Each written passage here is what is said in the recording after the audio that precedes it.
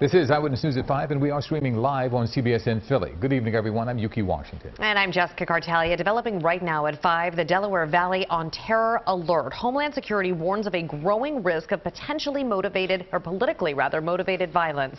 Trang Do is following these new developments.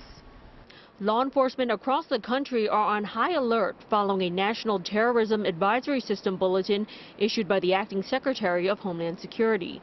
The department says it has information to suggest that extremists who object to the results of the presidential election are continuing to mobilize and could incite violence, as seen during the break-in at the Capitol on January 6th.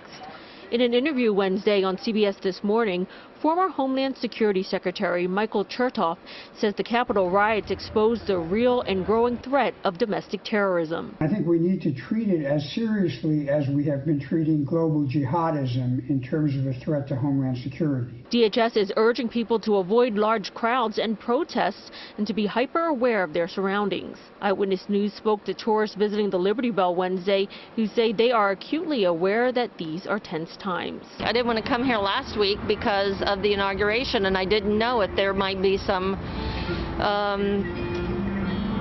very active protests going on, violent protests here in Philadelphia. So I'm glad it's a week later. I'm just hoping now that maybe things will settle, but ultimately people have the right to, petition whatever their beliefs are. I just hope that as a nation we can find more unity through difference of opinion. The Department of Homeland Security is asking the public to report any suspicious activity or threats of violence they see, including online, to local law enforcement or the FBI. From Independence Mall, I'm Trang Do, CBS 3 Eyewitness News.